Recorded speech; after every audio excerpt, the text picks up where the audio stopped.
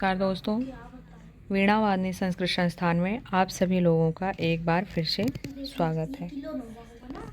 मैं रोली मैम आज आप सभी को संस्कृत साहित्य के इतिहास के कुछ प्रश्नों को आपके सामने लेकर आई हूँ, जिसको हम पढ़ते हैं और जहाँ पर जो प्रश्न आप लोगों को गलत लगेगा आप उसको देखिएगा और कमेंट में ज़रूर बताइएगा कि इसका उत्तर ये नहीं ये होगा। ठीक है, तो चलो सॉल्व करते हैं। पहला प्रश्न है हमारा, खंड काव्यम कस्य भेदः अस्ति। खंड काव्यम कस्य भेदः अस्ति, तो इसका उत्तर क्या है?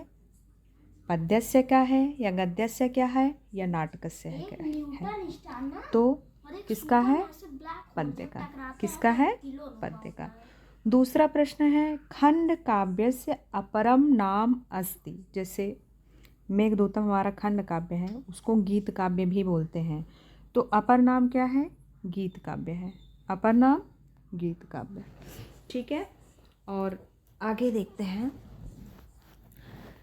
खंड काव्ये, तीसरा प्रश्न है हमारा, खंड काव्ये प्रायः प्रधानम भवति। खंड काव्य में प्रायः प्रधान होता है क्या? गेयता। क्या प्रधान होता है? गेयता। आगे देखिए। हाँ, ये अंतरिक्ष टीवी आपको दिखाएगा। अगला प्रश्न देखते हैं। संस्कृत महाकाव्ये न्यूनतमाः सर्गाः भवितव्याः। संस्कृत महाकाव्य में कम से कम कितने सर्ग होते हैं? 8। महाकाव्यस्य कथानकं भवति। महाकाव्यस्य कथानकं सर्गबद्धम। महाकाव्य का कथानक होता है सर्गबद्ध। क्या होता है? सर्गबद्ध। और जो है नहीं, महाकाव्य का कथानक सर्गबद्ध नहीं होता, छंदोबद्ध होता है। ठीक है, इनमें कुछ कन्फ्यूजन है, मैं देखूंगी। महाकाव्य का कथानक छंदोबद्ध होता है। ठीक है, नेक्स्ट देखते हैं। नाटकेषु प्रधानम भवति। क्या नाटक में प्रधान होता है क्या? अभिनय। नाटक अभिनय के द्वारा खेला जाता है। ठीक है, अब आगे देखते हैं। कंचुकी राजभवनः भवति। क्या? संदेशवाहका। क्या? संदेशवाहकः। आख्यायिका कस्य भेदः भवति। आख्यायिका किसका भेद है? आख्यायिका गद्य काव्यस्य भेदः भवति। ठीक है, आगे देखते हैं। नाटकस्य आरंभे विघ्न विनाशाय देवानां स्तुतिः कथ्यते। नाटक के आरंभ में विघ्न विनाश के लिए देवताओं की स्तुति की जाती है। कहाँ? नांदी पाठ में। कहाँ की जाती है? नांदी। शुरुआत में ही जो मंगलाचरण करके हम शुरुआत करते हैं ना, वही है। महाकाव्यस्य कीदृशं भवति। महाकाव्य कीदृशं भवति? छंदोरहितम मुक्तकम छंदोयुक्तम। क्या होगा? छंदोयुक्तम। ठीक है, महाकाव्यस्य भेदः अस्ति। महाकाव्य किसका भेद है? पद्य काव्य का। गद्य पद्यमयं काव्यम भवति। ऐसा काव्य जो गद्य में भी हो और पद्य में भी हो, उसे कहते हैं चंपू काव्य। क्या कहते हैं? चंपू काव्य। ठीक है, अब आगे देखते हैं। मात्राणाम अक्षराणाम वा निश्चिता संख्या कस्मिन् काव्ये भवति। मात्राणाम अक्षराणाम वा निश्चिता संख्या कस्मिन् काव्ये भवति। पद्य काव्य। कहाँ? पद्य काव्य। ठीक है, अगला प्रश्न देखते हैं कि ओज गुणः कस्मिन् काव्ये प्राधान्येन भवति। गद्य काव्य कहते हैं कि योजगुण किस काव्य में प्रधान होता है? गद्य काव्य में प्रधान होता है। अब भरना है हमें, तो पद्य काव्ये गेयता भवति। पद्य काव्ये गेयता भवति। नाटके न्यूनाति न्यूनाः अंकाः भवन्ति। नाटक में कम से कम कितने अंक होने चाहिए? कितने अंक होने चाहिए? 5। कितने? 5। नाटक में कम से कम 5 अंक होने चाहिए। ठीक है, अब आगे देखते हैं। नाटके प्रमुख रसः भवति। नाटक में प्रमुख रस होता है, सभी जानते होंगे, वीर रस। और गद्य काव्यस्य भेदौ स्तः। ये प्रश्न आता है, हर जगह पूछा जाता है। इस बार DSSP 2021 के पेपर में भी आया था, तो वहाँ पर 2 ऑप्शन में नहीं था, ऑप्शन में 4 था, लेकिन यहाँ पर ऑप्शन में 2 है, तो हमें 2 को ही क्लिक करना पड़ेगा। ठीक है, आगे देखते हैं। अभिनयस्य प्राधान्यम भवति। कहाँ आप अभिनय कहाँ करते हैं? नाटक में करते हैं ना, तो नाट्ये लयात्मकता भवति। किसमें लयात्मकता होती है? आप किसको गा करके पढ़ते हो? पद्य काव्य को। नाटक में आप गाते हो, गद्य काव्य को आप गाते हो लय और सुर ताल से? नहीं। किसको? पद्य काव्य को। ठीक है, दीर्घ समासानां प्रयोगः। 21 क्वेश्चन देखते हैं। दीर्घ समासानां प्रयोगः भवति। किसमें? गद्य काव्य। पद्य काव्य में नहीं, नाटक में नहीं, किसमें? गद्य काव्य में। गद्य काव्यम कीदृशं भवति। गद्य काव्य में, गद्य काव्य कैसा होता है? छंद रहित होता है या छंद सहित होता है या छंद युक्त होता है? तो आप ऑप्शन में क्या रखोगे? छंद रहित। छंदो रहितम गद्य काव्यम। ठीक है, देखते हैं हम। 1 मिनट आगे देखते हैं। है हमारा कवीनां निक्सं किं भवति। गद्यम। क्या? गद्य। और छंदो युक्ता रचना कथ्यते। पद्यम। पद्यस्य भेदौ स्तः। पद्य के भेद हैं। भेदौ, भेद हैं कितने? पद्य के कितने भेद हैं? 2। कितने? 2। ठीक है, आगे देखते हैं। महाकाव्यम खंड काव्यम च भेदौ स्तः। महाकाव्य और खंड काव्य, ये दोनों किसके भेद हैं? पद्यस्य। किसके भेद हैं? पद्य के। आगे देखते हैं। कहते हैं संस्कृत गद्ये साहित्यिक गद्ये कस्याः आधिक्यम अस्ति। साहित्यिक गद्ये कस्याः आधिक्यम अस्ति है। किसकी? साहित्यिक गद्य में किसकी अधिकता है? किसकी है? समासिकता या। किसकी है? ऑप्शन नंबर बी, समासिकता या। अगला है पद्य साहित्य केषां प्रकाशनम भवति। पद्य साहित्य में किसकी किस पर प्रकाशन, किसको प्रकाशित किया गया है?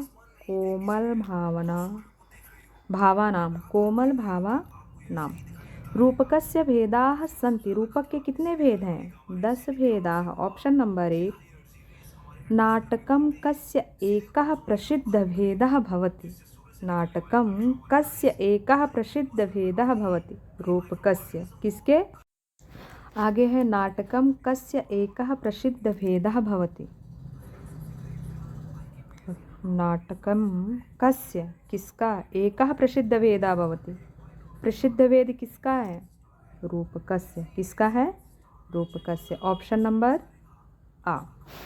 पद्ये संख्या निश्चिता भवति। किसमें? अक्षराणाम। किसमें? अक्षराणाम, अक्षरों। ठीक है। अगला है रसानाम संख्या अस्ति 9, रसों की संख्या 9 है। संस्कृत नाटकेषु हास्य पात्रम कथ्यते। विदूषक, हास्य पात्र विदूषक होते हैं। ठीक है। नेक्स्ट देखते हैं हम, हमें 50 प्रश्न से ज़्यादा करने हैं, तो इसी वजह से हम जल्दी जल्दी पढ़ा रहे हैं, आपको जल्दी जल्दी बता रहे हैं। और ये करना सरल जान के छोड़ मत दीजिएगा, कभी कभी सरल प्रश्न से हम बहुत नीचे चले जाते हैं, तो हमें इसको ध्यान में रख के पढ़ना है। जो सरल है उसको भी पढ़ना है, जो कठिन है उसको भी पढ़ना है, हमें दोनों को पढ़ना है। ठीक है। तो संस्कृत नाटकेषु विदूषकः प्रायः कस्य मित्रं भवति? किसका? नायकस्य। विदूषक किसका मित्र होता है? नायक का। नाटकस्य आरंभे किं भवति? नांदी, शुरू में ही बताया मैंने। नाटके अधिकाधिकाः अंकाः भवन्ति। पहले मैंने बताया था कि नाटक में कम से कम 5 अंक होने चाहिए। अब इसमें पूछ रहा है इस प्रश्न में कि नाटक में अधिक से अधिक कितने अंक होने चाहिए? 10। 10 से ज़्यादा नहीं होने चाहिए, 5 से कम भी नहीं होने चाहिए। अगला है नाटकस्य प्रमुख रसः श्रृंगारः। नाटक का प्रमुख रस श्रृंगार। और दूसरा रस कौन सा होना चाहिए? करुणः वा भवति। क्या? नहीं, करुणः नहीं आएगा, हास्यः नहीं आएगा। अगला क्या आएगा? वीर। नाटक में प्रमुख रस श्रृंगार और वीर होता है। वीर रस, श्रृंगार रस का स्थायी भाव रति और वीर रस का स्थायी भाव उत्साह होता है। ठीक है। अब अगला देखते हैं, कथा आख्यायिका चा भेदौ अस्ता। ऊपर हमने पढ़ा था गद्य काव्य के 2 भेद होते हैं, यहाँ पर वो भेद भी बता दिया कि गद्य काव्य के जो दो भेद है ना, वो एक कथा है और एक आख्यायिका है। ठीक है। तो इसको भी हम देख लेते हैं। उसके बाद देखते हैं, नाटकस्य अन्ते नटेन सामाजिकेभ्यः यः आशीर्वादः दीयते सः कथ्यते। अंत में भरतवाक्य। अंत में क्या होता है? भरतवाक्य। शुरू में नांदी पाठ किया जाता है आशीर्वाद के लिए, और अंत में भी नाटक में आशीर्वाद जो लिया जाता है उसे भरतवाक्य कहते हैं। नाटक के अंत में भरतवाक्य होता है, नाटक के शुरू में नांदी पाठ होता है। ठीक है। आगे देखते हैं, नाटके मंच संचालनस्य उत्तरदायित्वं कस्य भवति? सूत्रधारस्य। जैसे हम नाटक वगैरह देखते हैं, जैसे गांव में रामलीला या कुछ भी हुआ, उसका संचालन जो सबसे पहले माइक लेकर बोलता है कि अब ये होने वाला है, पहला सीन इनका है, दूसरा इनका, इनके बाद ये होगा, जो संचालित करते हैं पूरे मंच को, वो कौन होते हैं? सूत्रधार। उनको सूत्रधार बोला जाता है। ठीक। और आगे है जो है नीति कथा भवन्ति। नीति कथा होती है शिक्षाप्रद। नीति कथा कैसी होती है? शिक्षाप्रद होती है। नाटकानां भाषा भवति। नाटक की भाषा होती है गद्य पद्यमयी। नाटक की भाषा कैसे होती है? गद्य पद्यमयी, दोनों होती है। गद्य में भी होता है और पद्य में भी होता है। ठीक है। कस्य कल्पना संस्कृत नाटकानां मौलिकी विशेषता अस्ति। मौलिकी विशेषता अस्ति, मौलिकी विशेषता है संस्कृत नाटकों का। क्या है? जो है विदूषकस्य। क्या होगा? विदूषकस्य। आप भी अपना देखिएगा। ठीक है। और श्रीमद्भगवद्गीता कस्य ग्रंथस्य भागः? महाभारत। सबको पता है, और जो पता है उस पर हम ज़्यादा देर तक नहीं रुकेंगे। जैसे रघुवंशम इति कृतेः रचयिता। रघुवंश के रचयिता कौन है? तो ये बहुत पॉपुलर ग्रंथ है महाकवि कालिदास का, जिसमें 19 सर्ग हैं और भगवान श्री राम रघुवंशियों का वर्णन किया गया है। ठीक है। आगे देखते हैं, सर्ग ध्यान रखना, 19 सर्ग होते हैं। भगवान राम के वंशज का वर्णन है इसमें। ठीक है। सबसे पहले मनु, उसके अंत सबसे लास्ट में अग्निवाण तक का वर्णन है। ठीक है। तो देख लेते हैं, अभिज्ञा शाकुंतलम इति कृति कस्य। कालिदासस्य, जिसमें 7 अंक हैं, हमें बताना नहीं है इसको, जो है फिर भी कालिदास आप समझ लीजिए। हम एक एक करके जब बताएंगे तो आपको एक एक करके जब पढ़ाएंगे तब हम आपको वहाँ पर बताएंगे। अभी हम क्वेश्चन सॉल्व करते हैं, ठीक है। अभी जैसे मेघदूतम किसकी रचना है? कालिदास की। मेघदूतम इति कस्य कृतिः अस्ति? कालिदासस्य। आदिकाव्ये कथ्यते, आदिकाव्यम कथ्यते, आदिकाव्यम कथ्यते क्या? रामायण, ठीक है। मेघदूतम कालिदास और आदिकाव्यम कथ्यते रामायण। और रामायण किसने लिखा है? वाल्मीकि जी ने, वाल्मीकि। और इनको आदि कवि भी बोला जाता है, आदि कवि। और इनकी रचना रामायण है, जिनको आदि काव्य बोला जाता है। 7 कांड हैं और 500 सर्ग हैं, ठीक है। आगे है क्वेश्चन, मुद्रा राक्षसम अस्ति। मुद्रा राक्षसम अस्ति, क्या है मुद्रा राक्षस? नाटक, नाटक है। और नाटक किसके अंतर्गत आता है? रूपक के अंतर्गत आता है। अभी तो हमें यहाँ नाटक ही लग रहा है, लेकिन अगर इसके बारे में आपको, नाटक तो है, 7 अंक का नाटक है ये। विशाख दत्त ने लिखा है इसको। अब ऑप्शन में रूपक है तो मैं थोड़ा कंफ्यूज हूँ, इसको मैं क्लियर करके बताऊंगी। वैसे मुद्रा राक्षस नाटक है, ठीक है। इसमें 7 अंक है, ध्यान रखना, प्रश्न पूछता है। और जो है आगे देखते हैं, पंचतंत्र इत्यस्य रचनायाः रचयिता विष्णुशर्मा, गद्यस्य प्रमुखः रचनाकारः मन्यते। बाणभट्टः गद्य के प्रमुख रचनाकार माने जाते हैं। उपमा कस्य विश्व प्रसिद्धा? कालिदासस्य। उपमा के लिए कौन प्रसिद्ध है? कालिदास, ठीक है। थोड़ा जल्दी करते हैं। स्वप्नवासो दत्तम केन रचितम अस्ति? भासेन, भास के 13 नाटक हैं, उनमें स्वप्नवासो दत्त एक प्रमुख नाटक है। गद्य काव्ये कस्य आवश्यकता न भवति? गद्य काव्य में किसकी आवश्यकता नहीं होती है? छंदसः लयस्य च, छंद और लय की कोई आवश्यकता नहीं होती है। गद्य को हम पढ़ते हैं, ठीक है, उसमें छंद लय कुछ भी नहीं होता है। तो ऑप्शन नंबर सी। कादम्बरी प्रमुखाः गद्य रचना अस्ति। कादम्बरी गद्य रचना है, बाणभट्ट की गद्य रचना है, ठीक है। रामायणम अस्ति महाकाव्यम। रामायण क्या है? महाकाव्य है। रामायण महाकाव्य किसका? एक सेकेंड। रामायण क्या है? महाकाव्य। रामायण किसने लिखा है? महाकवि वाल्मीकि, ठीक है।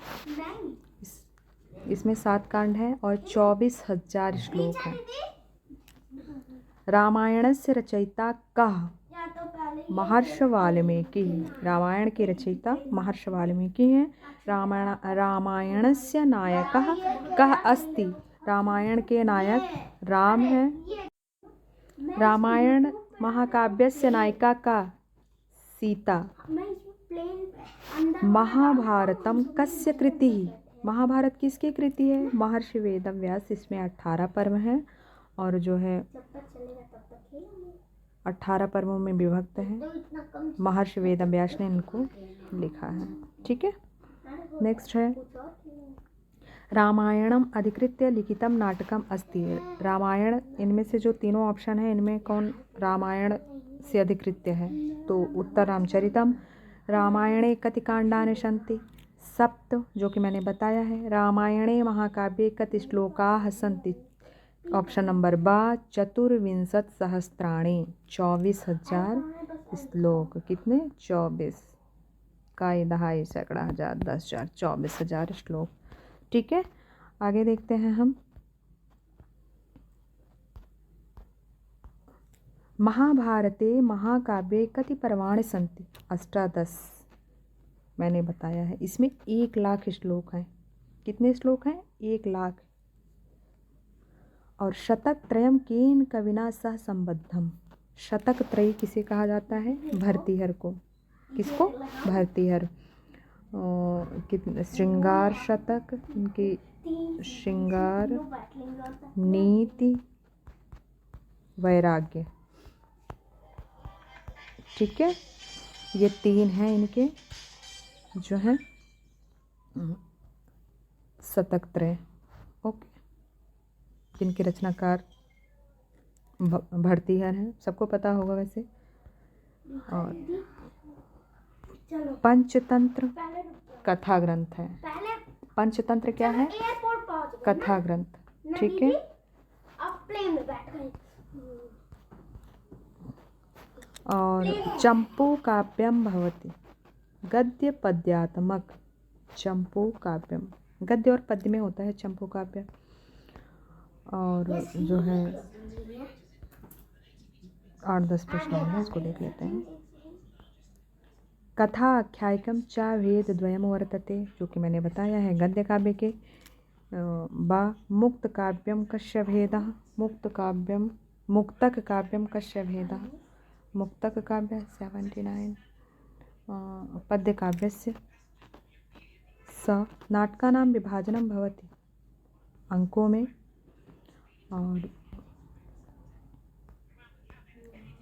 संस्कृत नाटकानि प्रायः भवन्ति सुखान्तानि अंतःपुरे कस्य प्रवेशः निर्बाधः अस्ति कंचुके। कंचुकी जो है वो बिना रोक टोक के ही अंदर चला जाता है। कस्य नाटकस्य श्लोक चतुष्टयम् अति प्रसिद्धः काव्येषु नाटकम रम्यम तत्र रम्यम शाकुंतला, ठीक है।